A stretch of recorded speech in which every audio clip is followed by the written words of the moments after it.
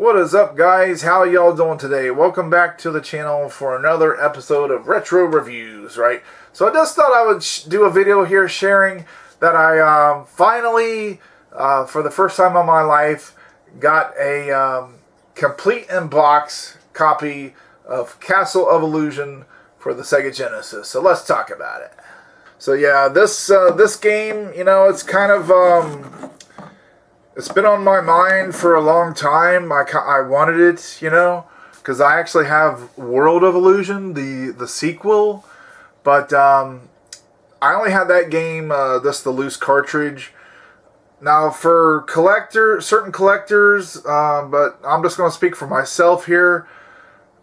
I guess there are certain games that you want it complete in box.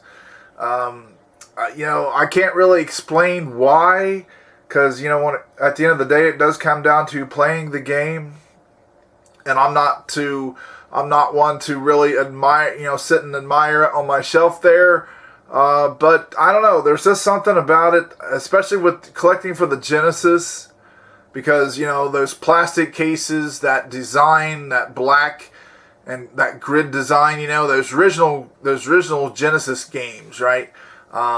That original design of the case where it had that grid look, you know. When I say grid look, I'm like the black and the white lines there. Okay, I just really like the looks of it. It just has a nice look. So this game, you know, I did know the box art here, the cover art was very nice.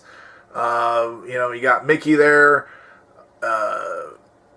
You got the full moon there, the witch on a broomstick, right? It's like, it just looks like an intriguing world there. It's like, wow, you know, just kind of, sometimes box art, cover art can really just pull you in, just with that alone, right? So, but yeah, this was one game where I'm not going to say it was my holy grail for games, but I'm going to say it came in pretty close to maybe being number two. My number one holy grail was the Revenge of Shinobi complete in box. Okay, so, but as far as other games, I'm going to say this one was number two behind that one. So this definitely is, you know, maybe it may not be the holy grail, but it may be, it definitely is a prized relic. How about that? Can we just put it that way? So yeah, let's open it up here. So yeah, when I say, for those of you who may not know, complete in box means you have the case, the manual, and of course the cartridge, you know. So I'm going to say this is pretty, it even has the tab here. That was like, you know, where they originally hung it on in the stores when they were selling this thing. It's even got that. I'm going to say this is near mint condition, you know. It's pretty clean. You got the still images there on the back, you know. I would say, you know, this game was well taken care of. It came from a good home, from what I can see. You know, it's got, like I said, the manual. The manual's in very good condition. You know, the cartridge is like almost pristine here. Let's take it out. Try to be careful here. But the cartridge is very nice. You know, a lot of times you get, you know, the labeling, the sticker labeling on the cartridge. A lot of times they're beat up, you know, because people just sling them and just, you know. So this kind of condition, this is almost near mint or immaculate condition. You know, there's your Sega on the back. You want them. That's how you want to. That's how you can tell, really, one of the ways you can tell that's the original cartridge that has the Sega on the back there. Let's take a look at this manual.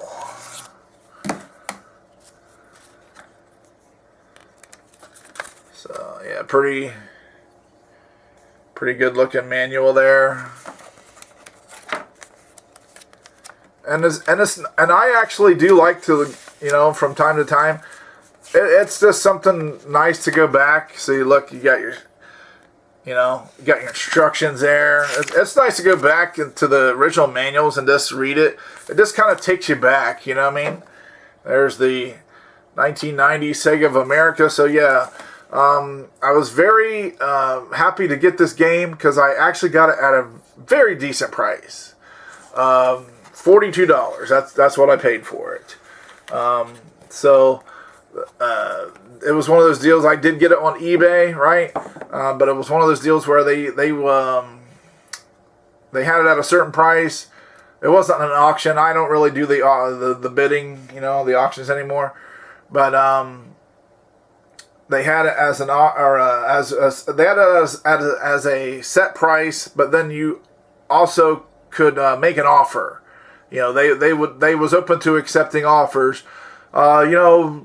Lower than what they had it at. So he had it at like $50, and then I offered him $40.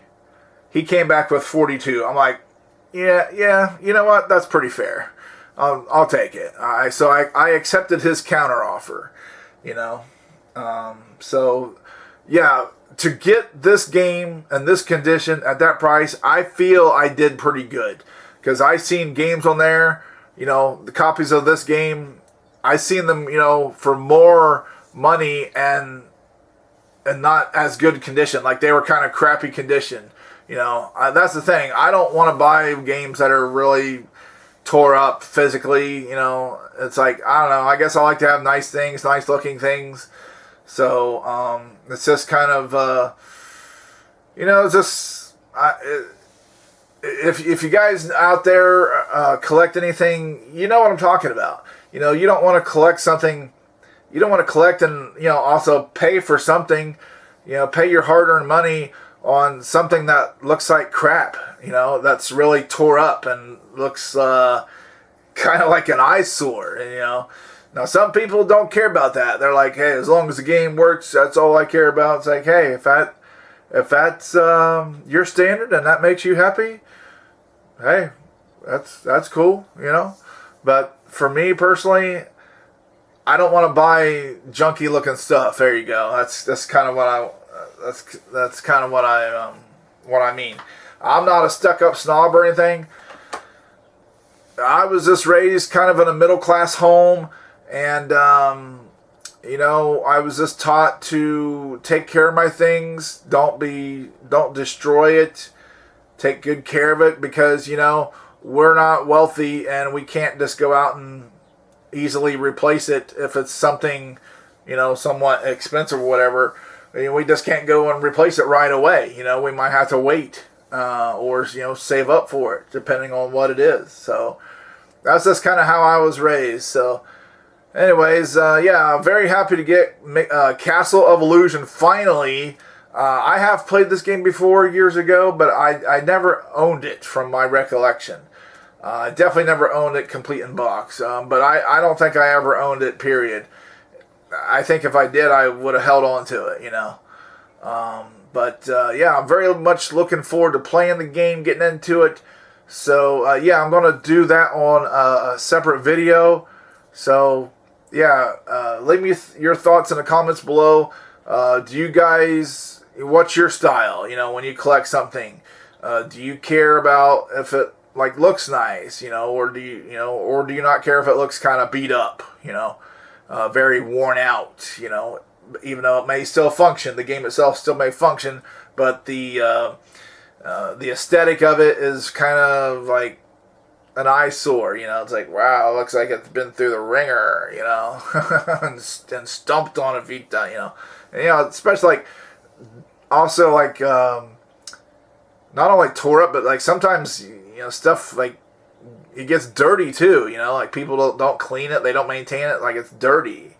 So yeah, I just don't want to spend my money on things that are trashy and dirty looking. You know what I mean? It's just I guess when I'm talking about these games like this, I guess I'm wanting it to be a little bit of eye candy here, a little bit of, hey, that looks pretty nice, it's a nice looking game, nice looking cartridge case, and it's it's something you can be proud to own, That's kind of my thinking on the whole thing.